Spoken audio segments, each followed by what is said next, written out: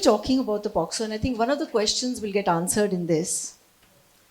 Can you tell me who is protected under the POCSO Act? Who is the POCSO Act for? Who is the POCSO Act for? Children? Any specifics about the children? Under 18 years of age, right? So we are saying that all children under the age of 18 years, and I want to move away from this concept of boys and girls, because as we know now, we have a lot of children who come up saying, I don't feel like a boy, I don't feel like a girl. And so we are talking of all children, irrespective of their gender or their sex. Why 18 years? 18 is a very difficult age to prove. Because as a doctor, I'm a gynecologist, as a doctor, there is no specific. At 12 years of age, there are certain bones in the wrist, certain bones in the knee, which calcify. If I take an X-ray, I can say this child is over 12. But 18, I can't tell that.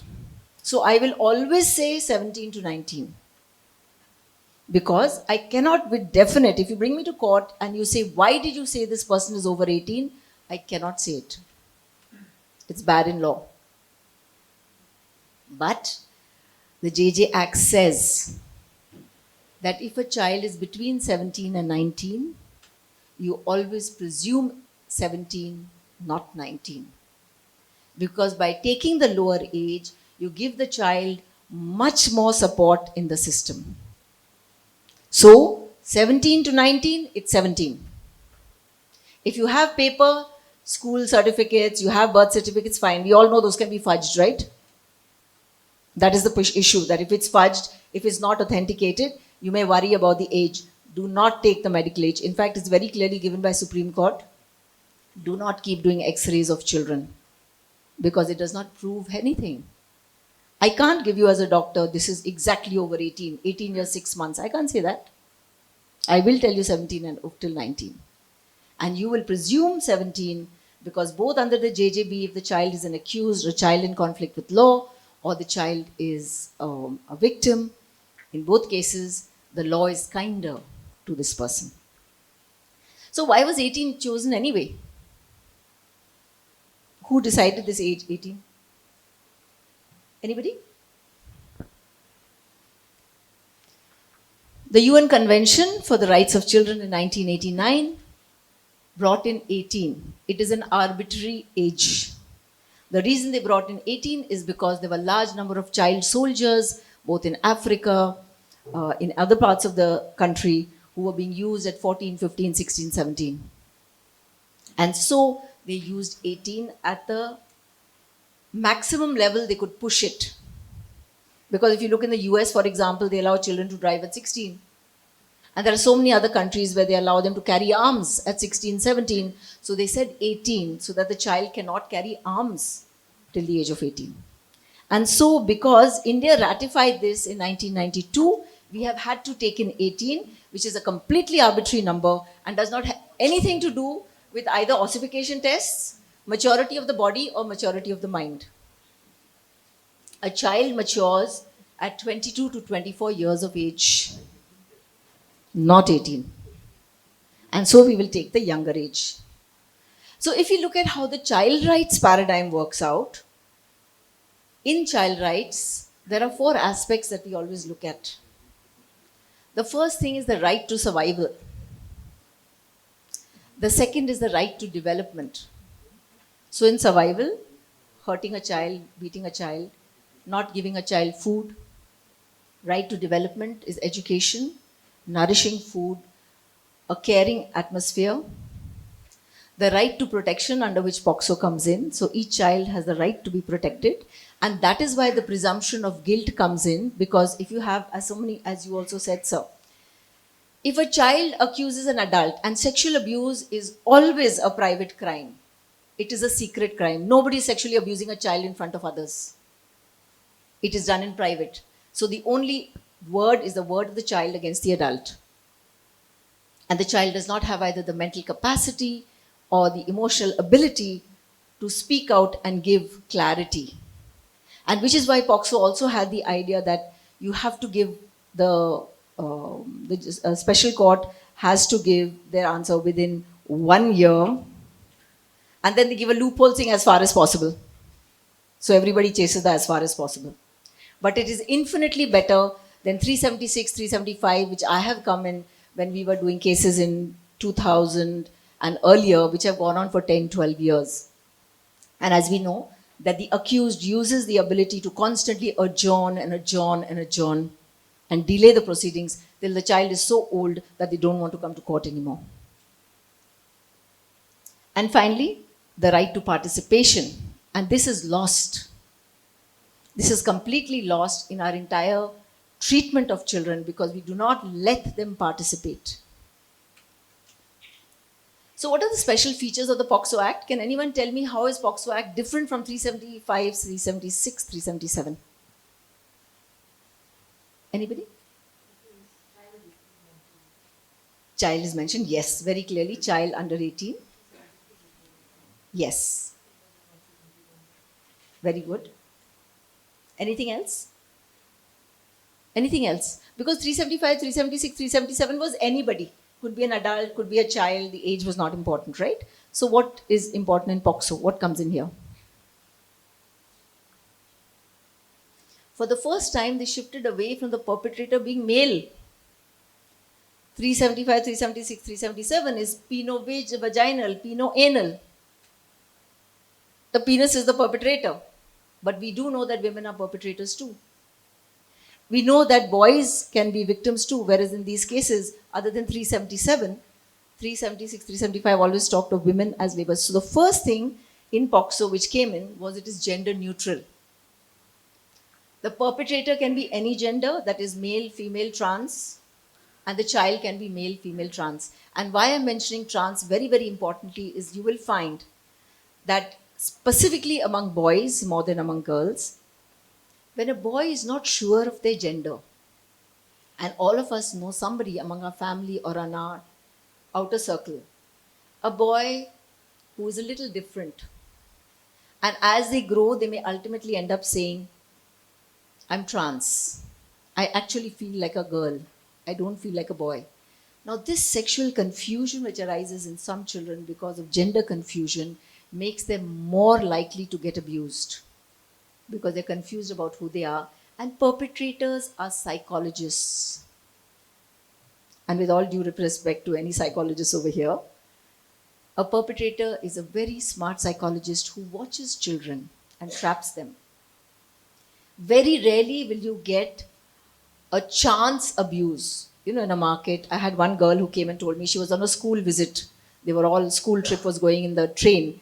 And then, in the night, just before they went to bed, she came and she was waiting. You know how you wait and that the bathroom is shut, somebody is there, so you're standing in the corridor waiting for the bathroom to be empty so you can go in. And this man walked past and squeezed her breasts very hard and ran off. She just froze and then she came running back to her coupe and she started crying bitterly. Her friends asked her what happened and she told them. And then she said, don't tell the teachers. I had gone to their school to take classes on sexuality education, and the girls, 2 students came up and told me, ma'am, can you please call our friend? She has become very depressed since that happened, but she has not told anybody. Not her family, not the teachers, and we are really worried about her. So that is accidental. But most of the time, and we'll discuss some cases, it is completely planned. The next thing about POCSO is the mandatory reporting, which we will also discuss because no other ones. And mandatory reporting, unfortunately, has come in because we, both as doctors, police, and society at large, did not protect children when they were abused. Oh, my daughter's getting abused by my brother-in-law, but he's a very important part. Our family name will get spoiled, right? So I'll tell my daughter, shut up. You stay next to me. Don't worry. Or a teacher or a principal or a respected member of community has been abusing children and everybody goes, well, he's a very important person in our community. No? So, we should not do anything because, the name of our community will get spoiled. And so, therefore, mandatory reporting came in to punish us because now we are really stuck with this. As a doctor, it's a big headache for me. But I deserve it. because I did not take care for children when they came. The other thing is in the POCSO Act is there are different degrees of sexual violence. Earlier it was only penoanal, penovaginal. Anything else for male to female was 354, which was outraging modesty. There was nothing in between. And we all know that there are many, many levels of sexual assault. So if you look over here, there is penetrative. And even in penetrative, they talk of many levels. Penetrating with a finger, because there was this case of this man who was using a pencil to put it into children's vaginas. And he said, there's no penal penetration. And so he got off. Any object put inside an orifice of a child with sexual intent is considered penetrative sexual assault. There is then non-penetrative, which would be touching, pressing of the breast, touching of the penis, touching of the genitals, kissing the body, anything of that sort. Then comes non-contact. Photographing children when they're nude, standing at a swimming pool, watching the children going in, watching children bathing, putting a camera in a bathroom. All these things are non-contact. And making children watch pornography. There was one principal in Bangalore, I am from Bangalore. There was one principal in Bangalore who used to call students in who were punished, who had been caught for not doing homework, particularly boys of class 9, 10, and he would show them pornography on his laptop. And he must have been doing this for months on end till one student went back and told his parents, principal's showing some dirty pictures, I don't know what to do. It's very scary. And that's when the case started. Pornography, using children in pornography, taking photographs, and I think one of the things which is very, very important to understand is a person who abuses children very often has child abuse photographs, child pornography photographs on their devices. So rule number 1 is when you have an accused, please take the mobile phone, laptop, iTab, any of it, confiscate it and assess it, because you can put them in behind bars on just having child pornography. Adult pornography, it's a wish. People want to watch it, that's your choice. Most adult pornography is by paid actors. There is no payment for child pornography. And child pornography in your device is a crime. Then we also have different levels, aggravated and non-aggravated, and that's really important because we are saying that anybody in an institution, armed forces, police, doctors, principal, institution, relative, anybody who is meant to be protecting the child, they will come under aggravated. If the child is below 12, if the child has gone into mental health issues, if the child has become pregnant, if the child has connected HIV, if the child is depressed, if the child has self-harm. There was this girl who came to me, she was 16 years old, and when I was talking to her, I saw her arm and she had cuts, old cuts all down her arm. And we know that if the cuts are only on one arm, she is a right-handed person, she sits and cuts herself. And I asked her, I said, you've been cutting yourself? And she said, yes. And I said, why? And she said, sometimes she had been raped by her stepfather for about 3-4 years. When she started her period, he started using condoms. And he kept pulling her away from her mother so that she distrusted her mother and she could not even report to her mother. She reported actually to the teacher who told us. She said that after so many years, I'm not even sure that I'm alive. And sometimes I feel I'm dead because I don't feel anything. And so when I cut myself, it pains. Or when I cut myself, little blood comes out and I realize I am alive. I'm not dead. And when this 15, 16-year-old girl was talking to me, my heart just shrank that this is what this child was going through. So, aggravated and non-aggravated. Then abetment comes in, because earlier there was a principal who used to abuse these children. That principal is still the principal in a school because he has escaped, he has high contacts and he has managed to come back to schools in a different area. The teachers used to send him children. Those teachers are abettors. And finally, attempt to commit. So all these things have come into POCSO Act, which we can use effectively to prevent people from escaping their abuse of children. Let's look at the factors in child abuse, because this is what is very important. You know, when we're talking of presumption of guilt and presumption of innocence, Now, as a public prosecutor, as an investigation officer, you are trying to create a case. What are the things you're going to look at to tell you that this child is at risk? The first thing is the socio-cultural milieu. So if there is a very close-knit community, if the person is of a very high standing in that, it's going to be very difficult. If it is a family member, it becomes extremely difficult for people to speak against it. One of the things in the socio-cultural milieu is our acceptance of hitting children. How many of you as children were hit by your parents? I was. My mother would slap me and my sister when we fought. Anybody else? None of you were hit by your parents? I am so impressed. Nagaland is wonderful. Please put up your hands if either of your parents ever slapped you or hit you for some mischief. Oh, okay. Nagaland's like my hometown. Okay. All right. This, when you first hit children, you break a boundary. We were talking about parents teaching children boundaries. You have taught your child unsafe touch. You have taught your child bad touch. What do I mean by that? I take a glass as a child and I dropped it, it broke. My mother kept saying, keep the glass inside. And I don't want to listen to my mother. She's so boring. And I kept it, it broke. So my mother slapped me. My grandfather kept a glass over there in the same place. And my mother said, just put it in a little closer. And he also doesn't listen to my mom. Nobody listens to my mom. And the glass broke. But you know, she didn't slap him. She said, it's okay, don't worry, I'll clean it up, it's fine.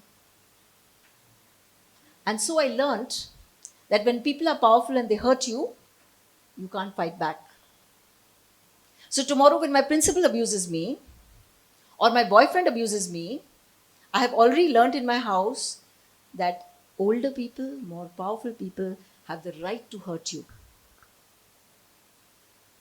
And so one of the things we talk in schools, we talk to parents is don't hit your children. And I don't think, how many of you hit your children? Or how many of you have brought up children without ever hitting them? Yes, no? So tough, right? We are so used to it that our hands will raise. And it's not okay. You cannot hit a child. So the socio-cultural milieu that we have, the social stigmatization that many of the speakers earlier were talking about, keeps to that place. Okay. In the community, of course, the question of who says what, how do they see it, is the exploitation. The other thing which comes in is internet over here. Why is the internet, this is the new internet generation. You cannot stop them from accessing internet. But parents, teachers have to keep speaking to children of what the internet shows. Because the internet is extremely misogynist. It is misogynist and it causes harm both to women and to children. And so the parents have to keep breaking the internet down for kids. And the sexualization of young children, why is it that we get 10-year-olds trying to have sex with their classmates? Why do we have 13, 14-year-old boys raping an 8-year-old girl? They've seen it on the internet. And they think, maybe I can do something about this. And I do want to mention, POCSO cases are more now because we report it more. I know people who are 60, 70-year-olds who've told me that they were sexually abused as children.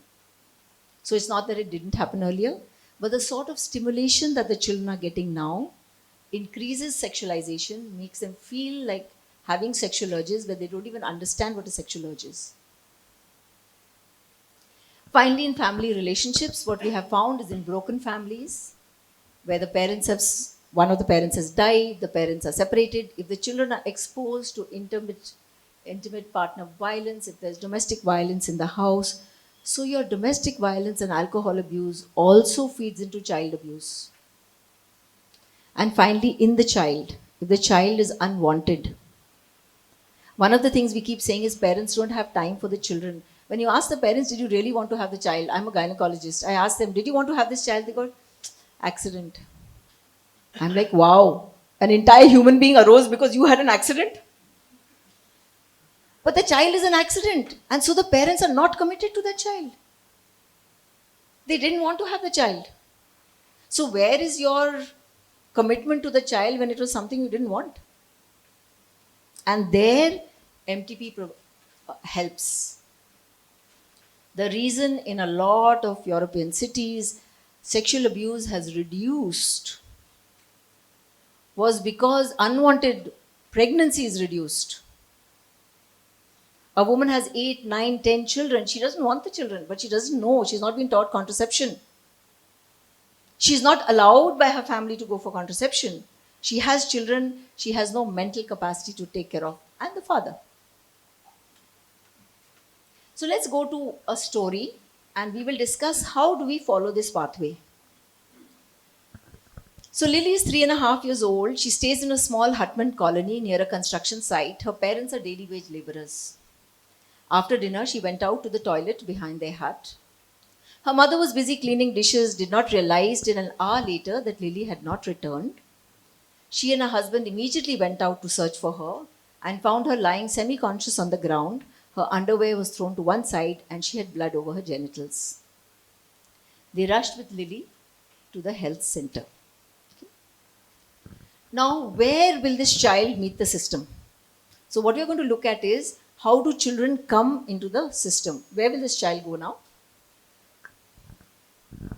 Where's this child going? Where's this child gone? Yes, thank you. So, how children, when they're abused, where do they first start fitting into the criminal justice system?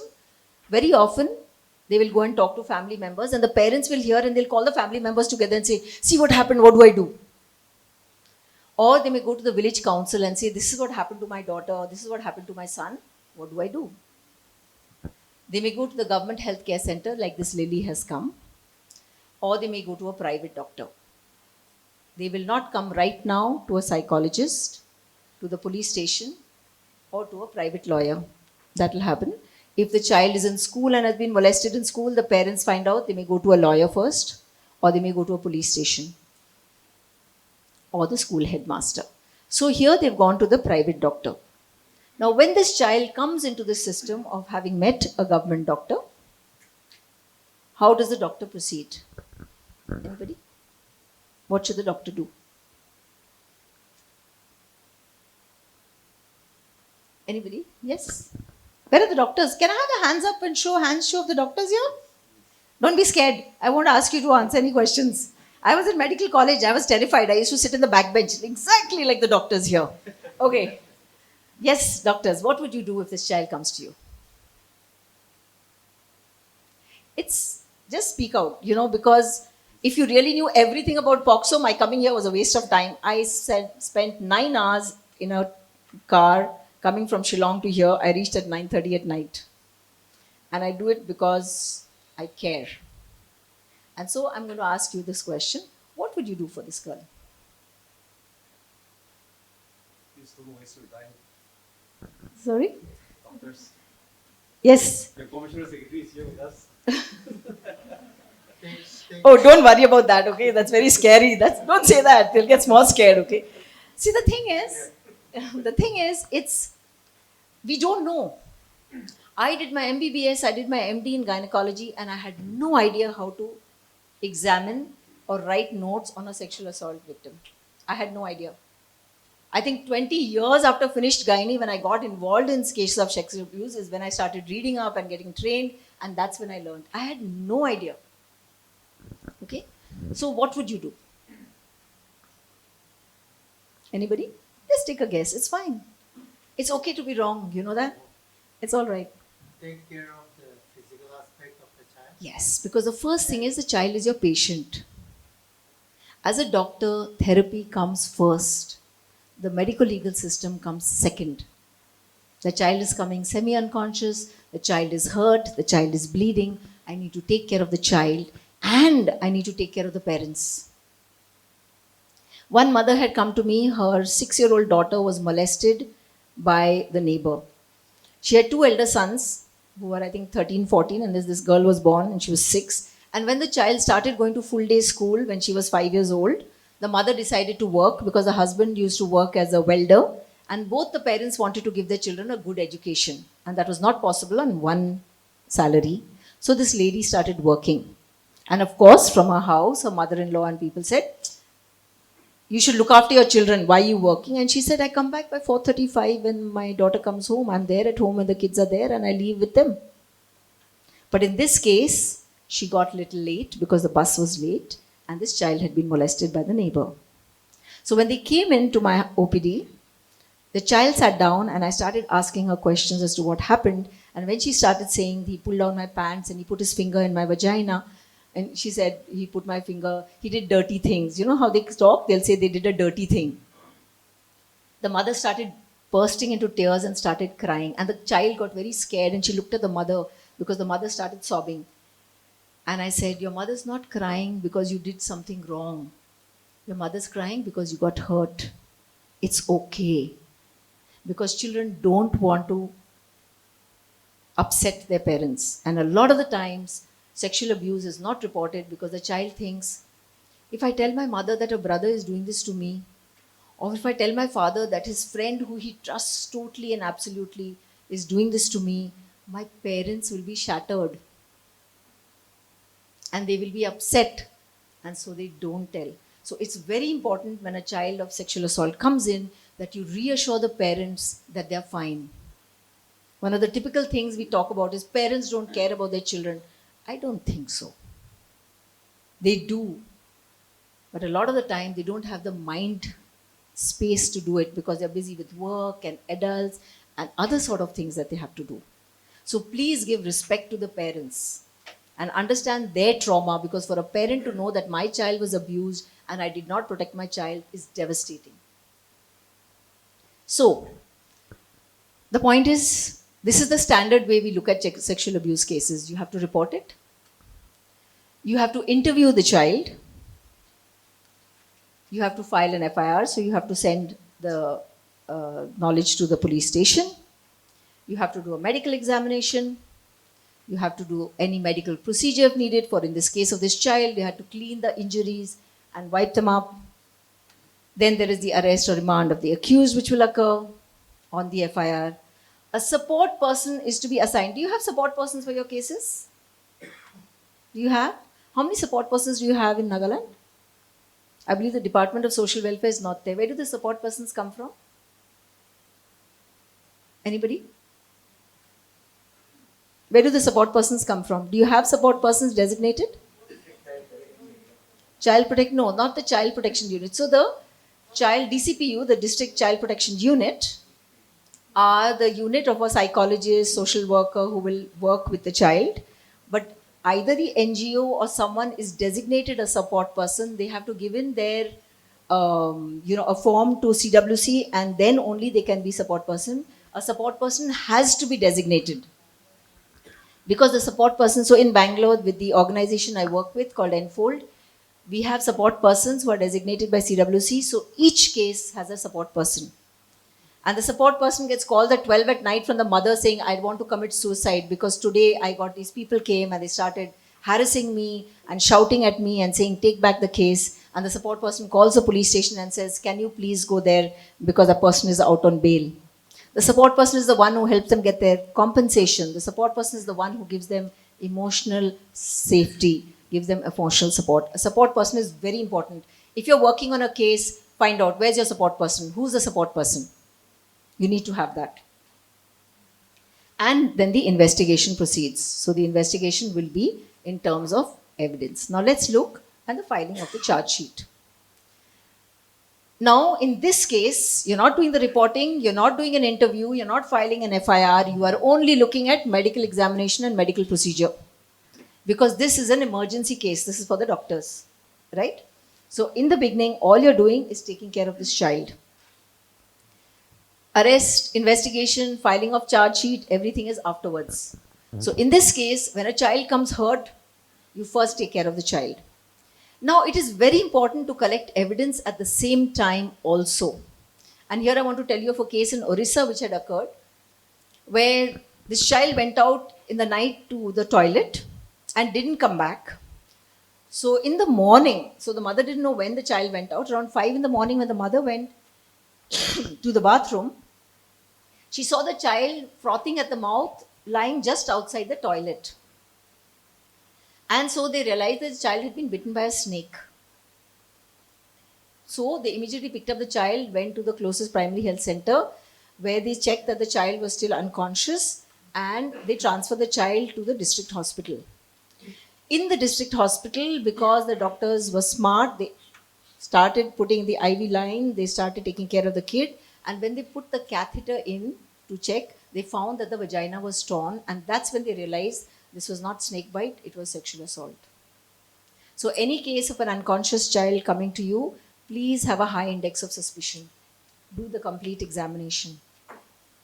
Don't believe that the child fell off the balcony, the child fell off here, the child fell into a pond. Don't believe that. Examine the whole child. So, in this case, the examination will start, and I'm going to talk to you about what is the examination that you're going to do. So, in this case, first, best interests of the child is always your principle of management. You have to be competent, you have to care, and you have to be committed to the well being of the child. So, I'm just going to quickly go through what is the medical examination that you will do. In this case, you would have started IV lines, you have examined the child, check for injuries. How do we examine a child? So we have something called the medical kit. I have brought it over here because it's one of the simplest things. There is no such thing as a forensic sexual assault forensic evidence kit. It is not necessary. All of you can have all this material in your casualty. Just like if a person comes in with an injury which requires suturing, you have a suturing trolley, right? So you have different needles, you have different suturing material, you have anesthesia, injections, all these things, scissors. The same way you have a trolley. Now in the trolley, what is going to happen is, first is consent, then you give first aid, then you do the examination, and then you do the evidence collection. So these are the simple things that you will need. You need gloves, you need a comb, you need scissors, you need a nail cutter, you need forceps to pick up any evidence on the child, you need a measuring tape to measure any injuries, always document everything. Then you have blotting paper. In the blotting paper, you will take, suppose you find that there is some sort of discharge near the vagina, it could be semen, it could be something else. If she says that that man bit my breasts and he licked my breasts, you can take the saliva from there, you will put it onto the blotting paper. Otherwise, you have swab sticks which are sterile. You will open the swab stick and you will take the tissue. If it has occurred a long time ago, you will use distilled water. You will use distilled water, put a few drops on the swab, collect it, and then dry it. Don't put wet swabs into a container, because by the time they go to FSL, they will have fungus and FSL will come back with negative. You have to air dry it. Then you have a syringe for collecting blood, and you have an EDTA bulb. This is for DNA analysis. You have plain bulb for blood group and drug estimation, and you have sodium fluoride for alcohol. So depending on the history given, you will take one of these. These you should have. This is there in all hospitals. Swabs are there, blotting paper, and you will have a small bottle for urine pregnancy test. You have glass slides. Once you take a swab, you can put it onto the glass slide, let it dry, put a cover slip, and that is part of your evidence. You have a urine pregnancy test to check. This is how you will manage. Each of these will be dried and put into a separate envelope which will be labeled. And finally, you will put it all in a bigger envelope which will be sealed with lac and sent with the police, whoever has brought the child. If it is an adult or someone older, adult meaning older minor, you have a piece of white paper which will put on the ground where she will remove the clothes, provided this is the clothes the child was wearing when they were assaulted. FSL has a huge go down full of clothes, because every time the child comes, you take all the clothes and give it. The child wore the clothes 1 week ago. Please don't do that. Within 96 hours, if the assault occurred, you will take swabs and you will take examination material. And if the same clothes were on the person when they were assaulted, You will ask them to stand on this paper so that they remove their clothes. The clothes will be air dried, but there will debris which will fall on this paper, which will be folded up and sent to FSL. The debris over there, she says, I was assaulted in a park. And the accused said, I was never in the park. I was staying, my friends have come to tell me I was sitting with them and we were drinking and playing cards. But on this paper, there is grass and there is mud from the place where she said she was assaulted. It is circumstantial evidence. So this sort of evidence is useful to be taken. So this is the way you continue the whole thing. In terms of how we examine a child, now this is a 3.5-year-old child. This child was semi-conscious. She will be scared. She may be, if she is semi-conscious and not aware, she can lie down on the bed and you can examine her completely. And you will take the swabs from the vagina, from the thighs, you will take blood samples, everything else you can take. But if she is older, 2.5, 3, who said, my teacher did this, or the van driver did that, or my cousin did this, the child is not going to lie down on a bed. So what we do is ask the mother or whoever's come with the child to sit at the edge of the table and hold the child. You know how when you take your children for a ear infection and the doctor has to look in the ear and the child is not going to sit quietly.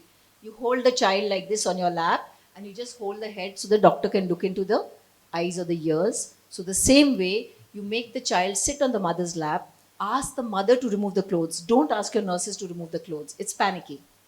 So you ask the mother to remove the top and you examine the whole child top to bottom. Don't look at the genitals alone. See the whole child. The child is used to a doctor looking into their eyes with a torch. So start from there. Talk to the child and say, somebody hurt you. I understand that. I'm just going to do a checkup for you, and if there's anything which is hurting, I'm going to give you some medicine which will make you feel good. One of the things I always tell children is, I'm not an injection doctor. Because the only thing they know is, if you don't eat, I'll take you to the doctor for an injection. So I'm like, I'm not an injection doctor. I'm just there to see how you got hurt and I will give you some medicine to make you feel better. And your mother, you can sit on your mother's lap, or if you're a big girl or a big boy and you're not a little brave, you can lie down on the table and your mother or your father will hold your hand and I will examine you. They will take off your clothes. So you tell them to take off the top part and you put a sheet over the child. How would you feel being naked on a bed? Uncomfortable.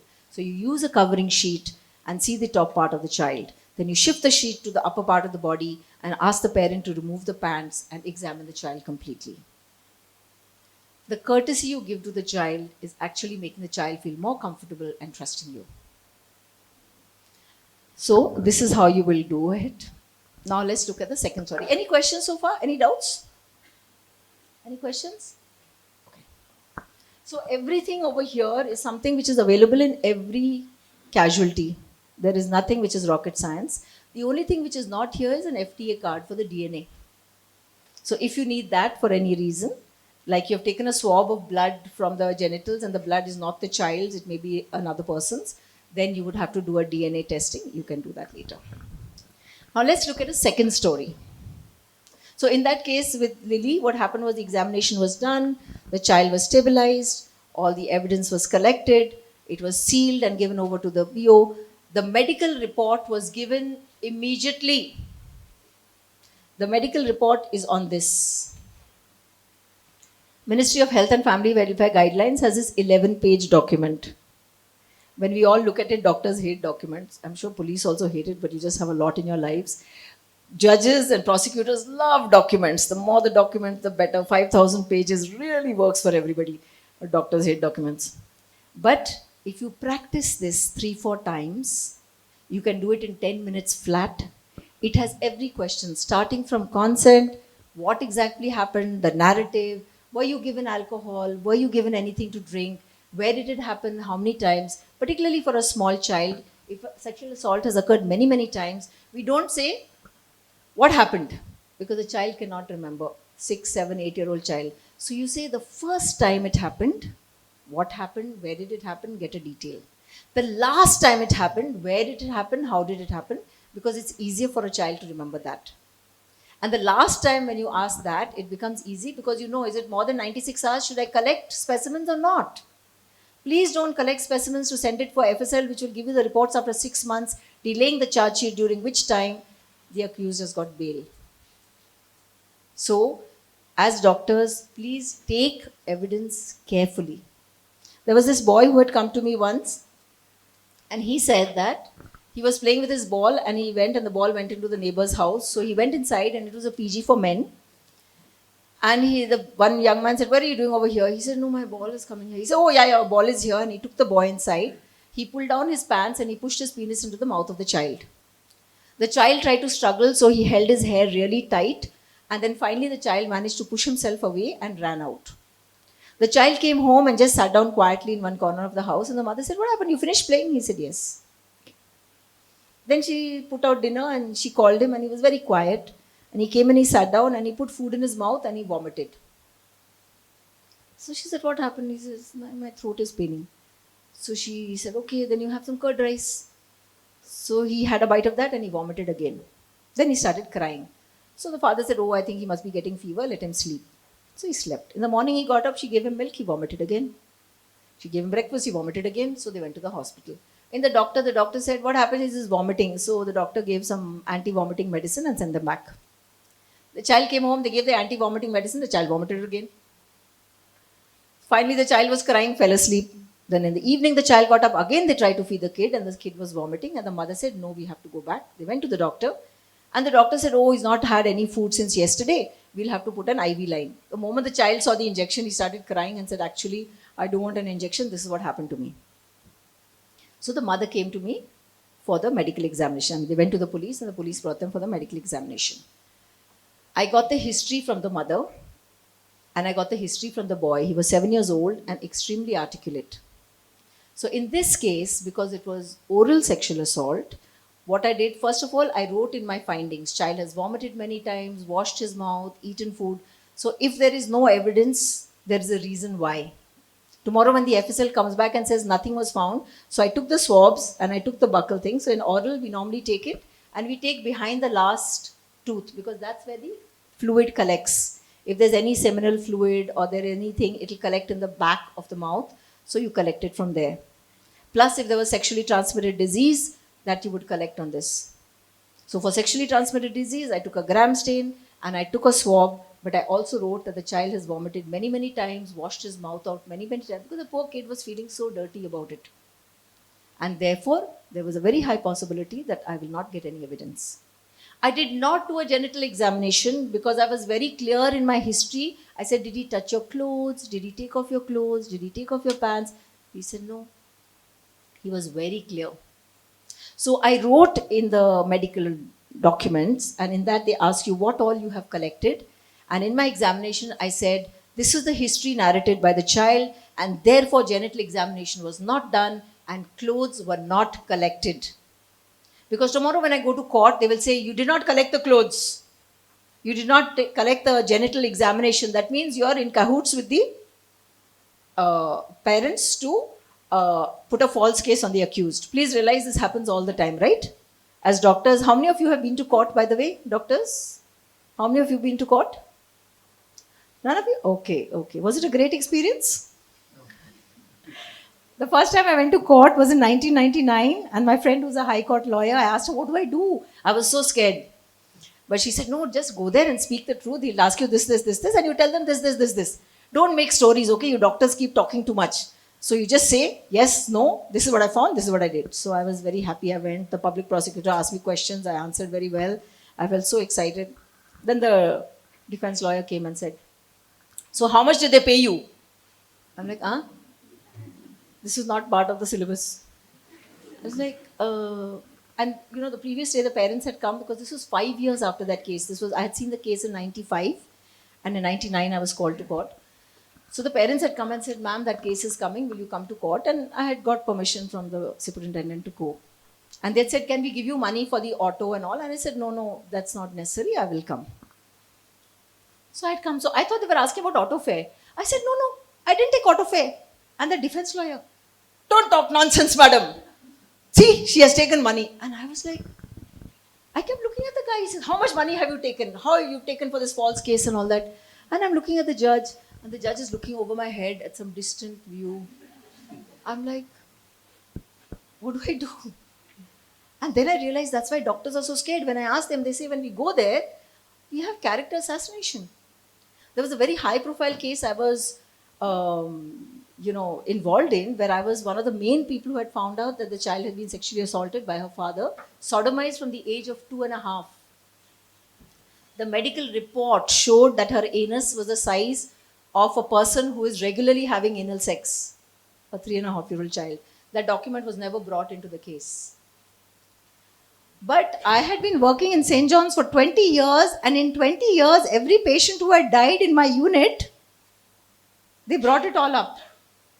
I'm like, I saw this case 6 months ago. This is when POXO had started 6 months ago.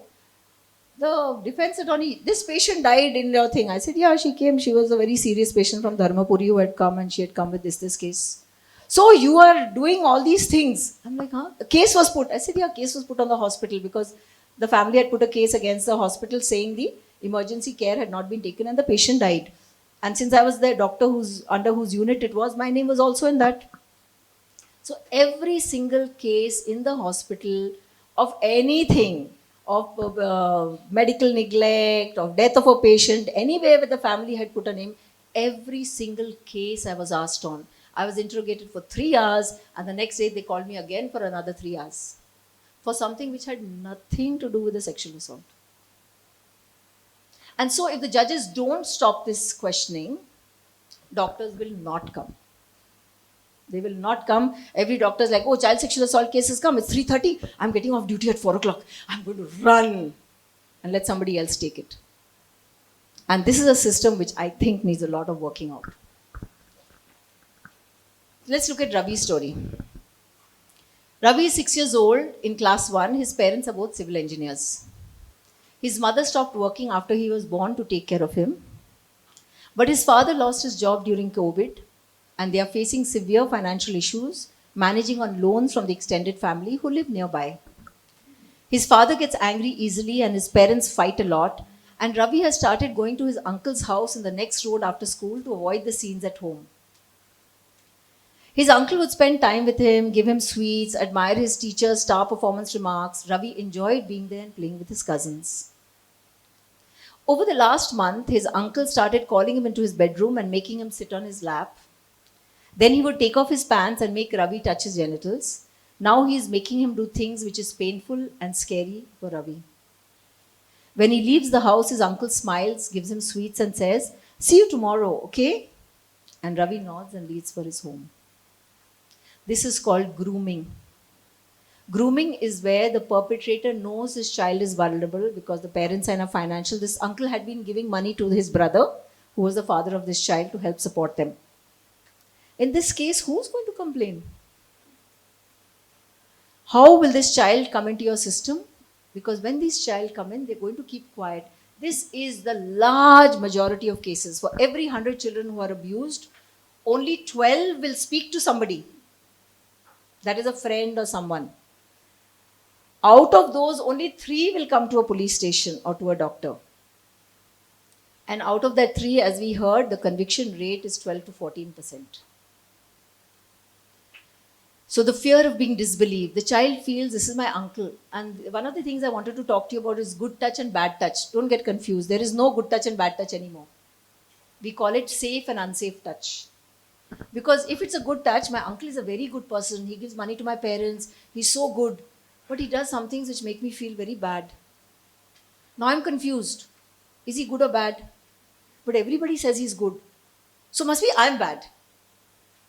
And once a child starts that cycle, I think somebody mentioned in the morning, I think Kezo had said that the child then ends up with a lifetime of trauma and pain. Because now I know I'm bad, I am a bad person, so what happens? My grades in school start falling.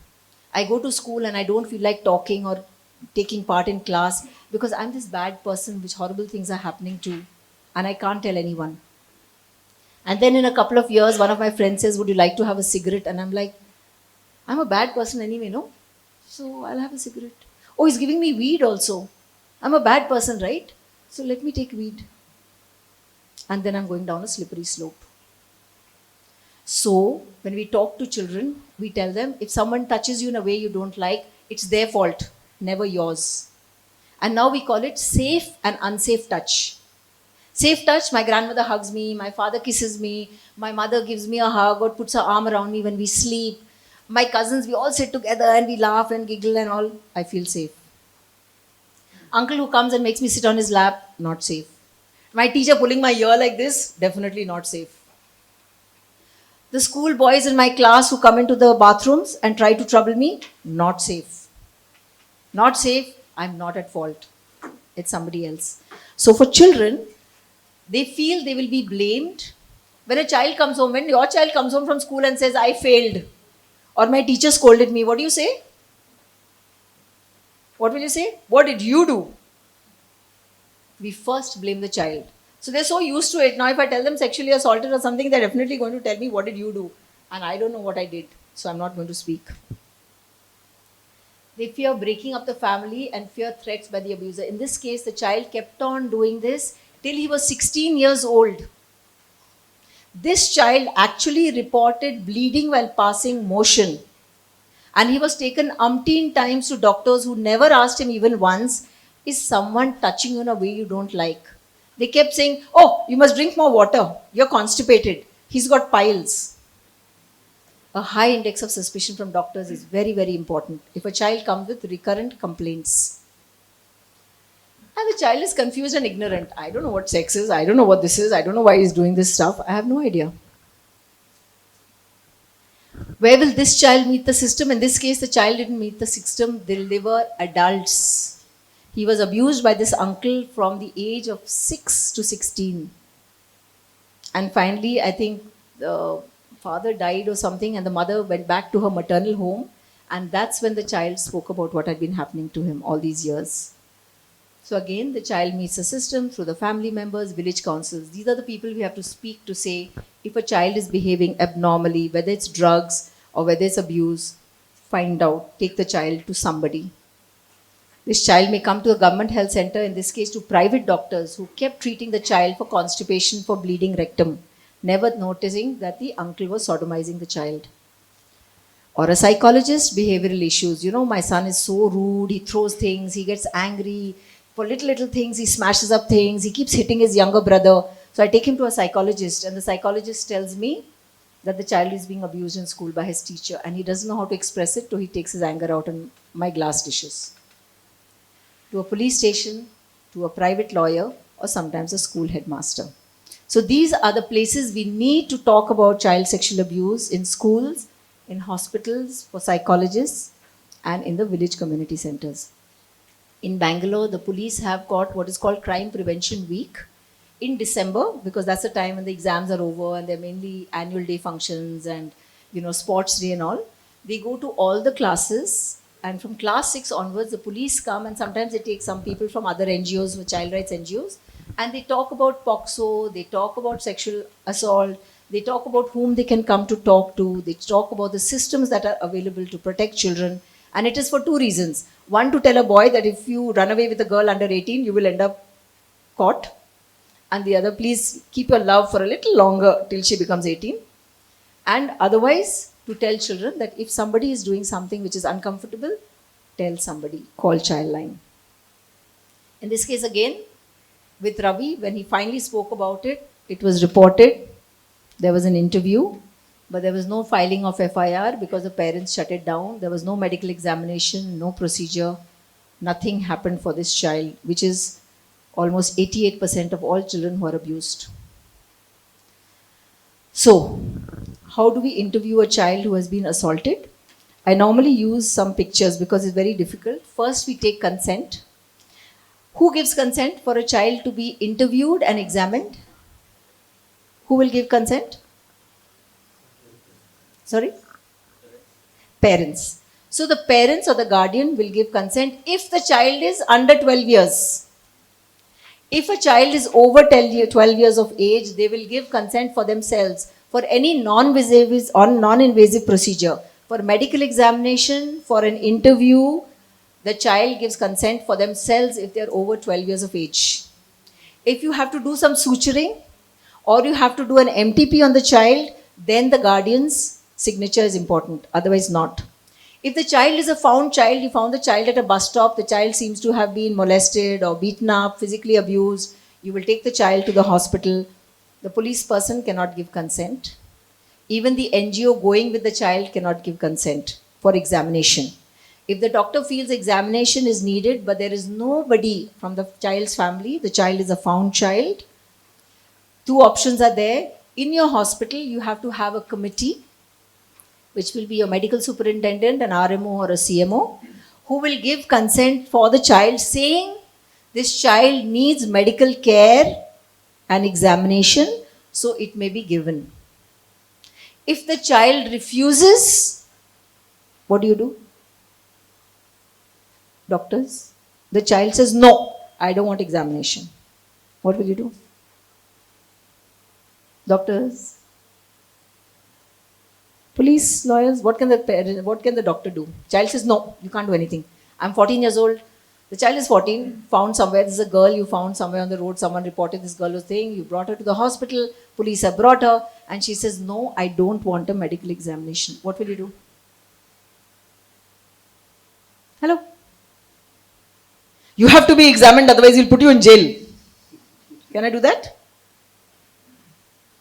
What is wrong with you? Don't you understand? There must be some problem with you. We have to examine you. Will that work?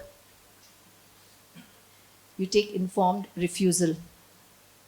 Along in the consent form, there is something called informed refusal. The child's right to participate in any activity. So you will tell the child, and so far till today, every child who has come to me has agreed for examination, including a child who ran away and was found to be pregnant. She came, I said, listen, you're in class 9. If you're pregnant, you don't want to have this baby. Do you think the boy will he will love me forever? I said, can he look after you? He's in class 11. She said, no. So I said, if I examine you, she said, if you examine me, he will go to jail.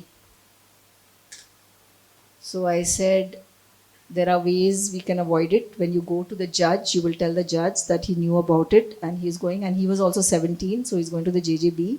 It's unfortunate, but when you go to the judge, you can ask. And I also told the parents about section 482 and said, you will have to, but do you want a pregnancy in the middle of this? Do you think your studies will get disrupted?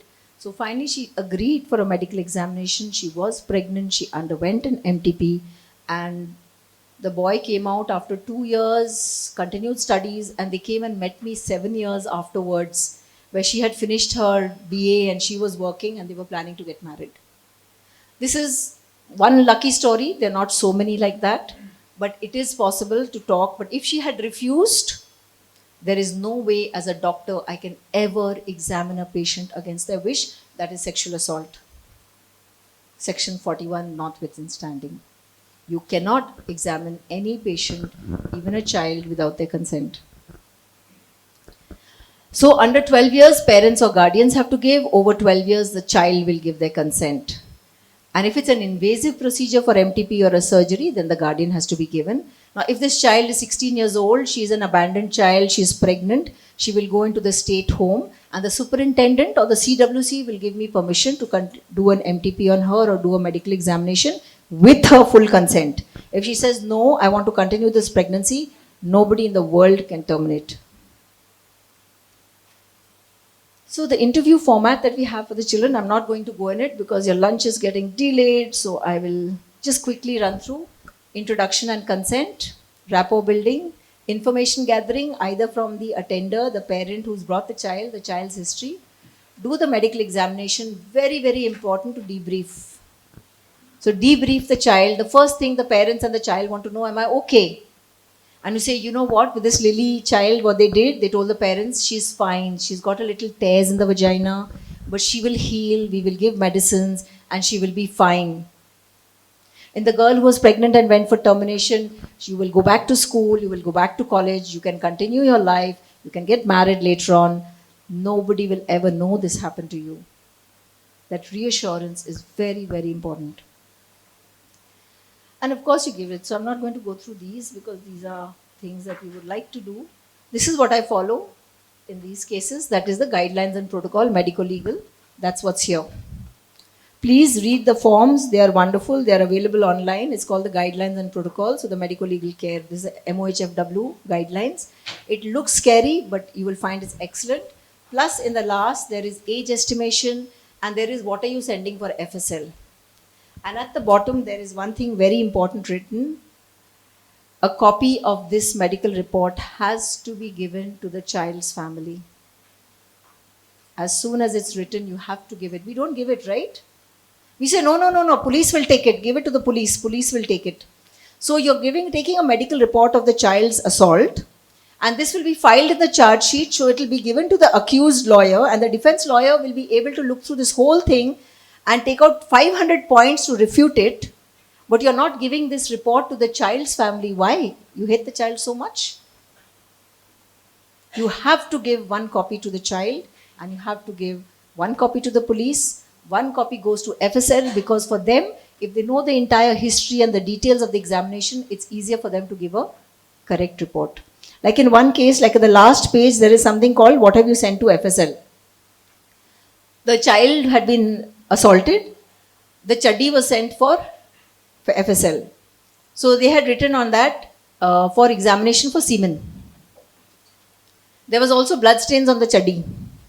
But since they did not mention kindly assess the blood group of this or examination of the blood stain, the FSL did not do it. When they asked why didn't you do it, they said you didn't ask us.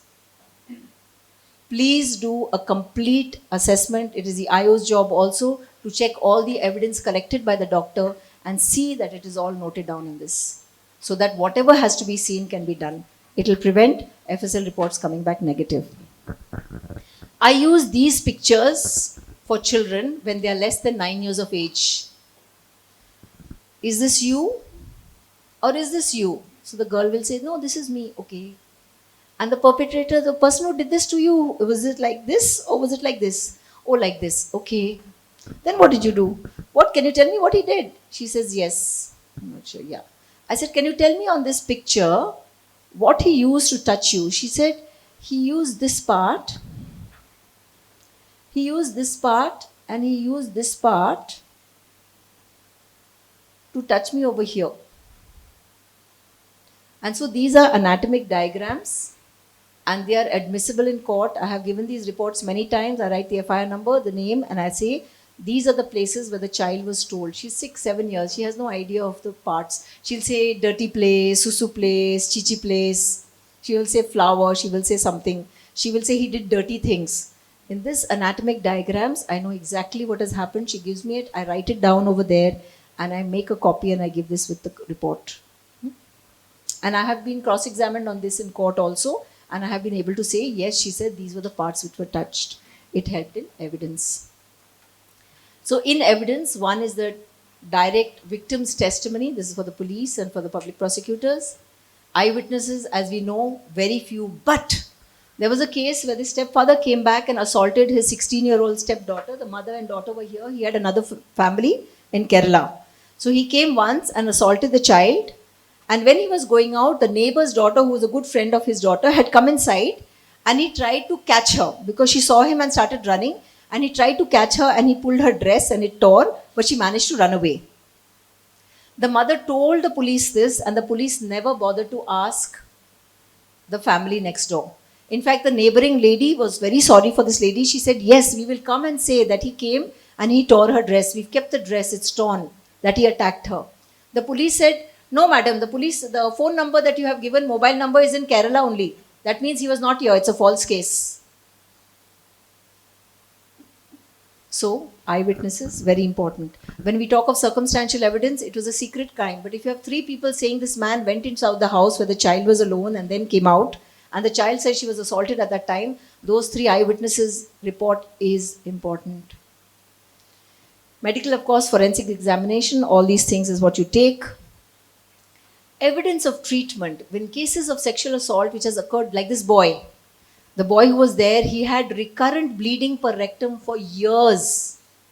That is evidence of treatment for something which was sexual assault.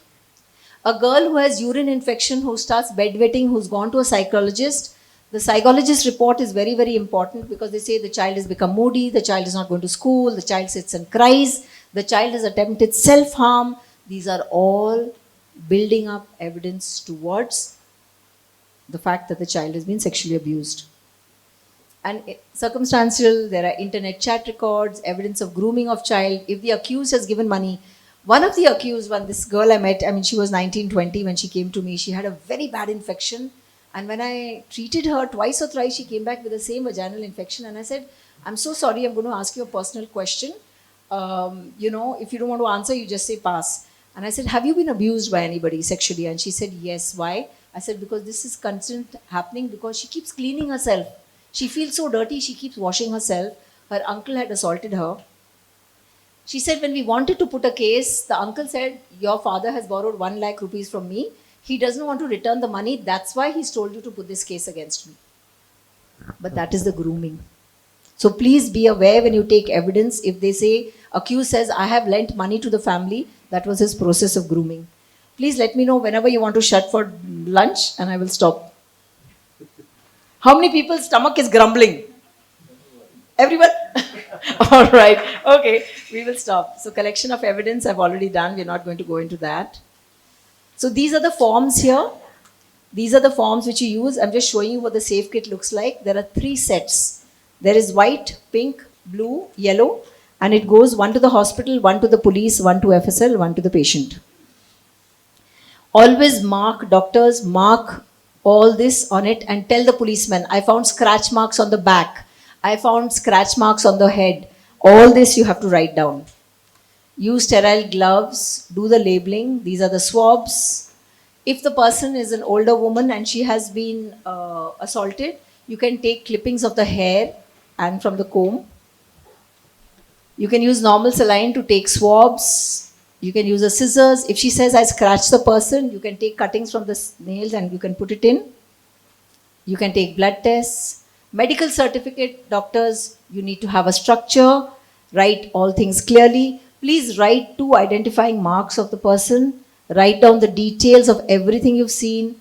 Write a small history that this is what was narrated to me, because as a doctor, you are an independent witness. That means you don't know the child, you don't know the accused. You're not involved in trying to put one into jail or keep them out of jail. Your evidence has value. Write your impression clearly that she was assaulted, not assaulted. Never say rape has not occurred. Because unless you were standing there when the child and the person were together and you actually saw that nothing occurred, you cannot say it. Rape is a legal term. You cannot even say sexual assault occurred. You will say penetrative, forceful assault has occurred in the vagina, in the anus, or you will say no evidence of physical or genital injury seen. And the assault may have occurred 2-3 months ago. And when you write that, you will just say sexual assault cannot be ruled out. We know that more than 36 to 40% of actual rape cases have no evidence. Some of the girls, 15, 16, 17, may already be sexually active. You will not get tears. But they have been assaulted. So, you will just write physical injury seen, yes, no. Genital injury seen, yes, no. Swab taken, yes, no. Clothes collected, yes, no. For everything, give a reason why. Clothes not collected because this occurred 2 months ago and therefore the clothes she was worn at that time is not available. She was assaulted 1 week ago, therefore no evidence is collected, no swabs are collected. Write it down because when you go to court, you will be asked, you may not even remember when this case was. Document everything. And then copy of the certificate must be given to the child and the family. And you must give the provisional certificate within 24 hours. You can say awaiting for FSL reports, but don't wait longer than that. It drives the police crazy. Okay, clear? I think I'm going to shut off here. There's just one more case I want to bring in. So this is the last story. I will take 5 minutes more. I'm lying. I'll take 7 minutes more. Rita was studying in class 12. After the board exam, the class had a party in one of the students' homes when the parents were out. Alcohol was served and some of the boys had brought weed. After the party, Rita and the classmate she liked went to sleep in one of the rooms. They were drunk and high and ended up having sex. In the morning, the boy apologized and left. Rita has missed 2 periods, is having nausea and giddiness. Now her parents have brought her to the hospital. This child has now come to the government health center or the private doctor, pregnancy test done, and she is pregnant. Now, how will you proceed? Reporting, interview, filing of FIR, medical exam, medical procedure. What will you do? Will you do all this, doctor? Will you do this? You will not, because Dr. Justice Chandrachud has given Civil Appeal number 5802 of 2022. I will read it out to you. When a minor approaches a registered medical practitioner for a medical termination of pregnancy arising out of consensual sexual activity, the RMP is obliged under Section 19(1) of the POCSO Act to provide information pertaining to the offence committed to the police. The adolescent and her guardian may be wary of the mandatory reporting, and they have only two options. One is go to the RMP and get involved in criminal proceedings, or approach an unqualified doctor for medical termination of the pregnancy or continue the pregnancy. Both are very harmful for her life. So paragraph 81 says, to ensure that the benefit of Rule 3B of the MTP Act is extended to all women under 18 years of age who engage in consensual sexual activity, it is necessary to harmoniously read both the POCSO Act and the MTP Act. For the limited purposes of providing medical termination of pregnancy in terms of the MTP Act, we clarify that the RMP, only on request of the minor and the guardian of the minor, because here her consent is not sufficient, you need the parent's consent, need not disclose the identity and other personal details of the minor in the information provided under Section 19 of the POCSO Act. The RMP who has provided information under Section 19 of the POCSO Act is also exempt from disclosing the minor's identity in any criminal proceedings which may follow from the RMP's report. This interpretation will prevent any conflict between the statutory obligation of the RMP to mandatory report the offence under POCSO and the right of privacy and reproductive autonomy of the minor. And so therefore, if they specifically say it is consensual sexual activity, she is within 20 weeks of gestation and she is willing to undergo, she's consenting for MTP and her family is there to support her and give consent, you will do an MTP and you only will inform the police station that so-and-so child, 16 years, has come, reported consensual sexual activity, she is pregnant and I'm doing a MTP for her. There is no necessity to do anything else. And this has come about because a lot of girls are getting pregnant and continuing pregnancy. Teenage pregnancies, they're scared to come, they die. I have visited 32 homes of women who have died during pregnancy in Meghalaya over the last 1 or 2 years. And 10% of them were teenage pregnancies who denied they were pregnant till the 7th month. It was consensual sexual activity, not rape or assault. And finally, when we got to meet them, the hemoglobin was 5 grams, the blood pressure was 160/100. They all died because they were too scared to come. In no way should POCSO cause the death of a teenager. And so therefore, this is the Justice Chandrachud judgment which is clearly given. Please follow this, doctors. I think I'm going to stop over here. This is the last part. There's a lot more which I would like to talk about. I cannot believe I traveled 9 hours by bus for a 1 hour session, but it seems that's my life. Thank you so much. Any questions, let me know.